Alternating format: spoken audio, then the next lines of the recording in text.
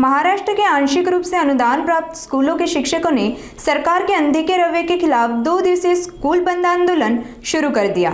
यह आंदोलन राज्य सरकार के 14 अक्टूबर 2024 के शासन निर्णय को लागू न किए जाने और आवश्यक अनुदान राशि न मिलने के विरोध में किया जा रहा है।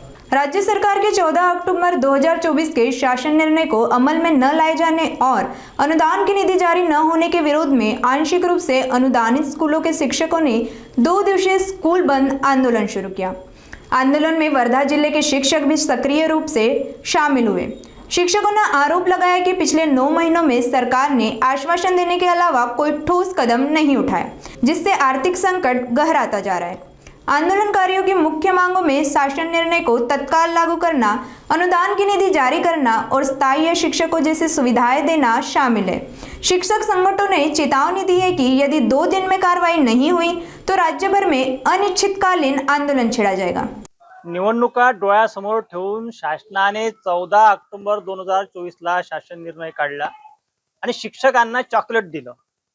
कारण जेव्हा केव्हा शासन निर्णय काढला जाते तेव्हा आपल्या तिजोरीमध्ये पैसा आहे किंवा नाही याची जाण भान ठेवून शासन निर्णय काढले जातात।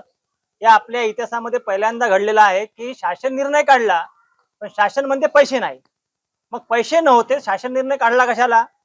आणि म्हणून या सगळ्या उग्र भावनेतून राज्यातील संपूर्ण विनाअनुदानित व अंशतः अनुदानित शाळेतील शिक्षक जवळपास 65-70 हजार शिक्षक आहे की ज्यात एक प्रकारचा निषेध म्हणून राज्यातील संपूर्ण शाळा आज आणि उद्या बंद राहणार आहे व शाळा बंद करून सर्व शिक्षक मुंबईच्या आझाद मैदानावर जमलेले आहे।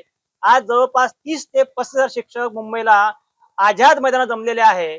लवकरच तोडगा न निघाल्यास अजून उग्र स्वरूपाचं आंदोलन समन्वय समितीच्या माध्यमातून करण्यात येईल। म्हणून शासनाने कृपया आमच्या मागण्यांची दखल घेऊन प्रचलित नियमाप्रमाणे लवकरात लवकर गेल्या 25 वर्षापासून वेठबिगारीचं जीवन जगणाऱ्या शिक्षकांना 100% पगाराची तरतूद करावी ही आमची प्रमुख मागणी आहे।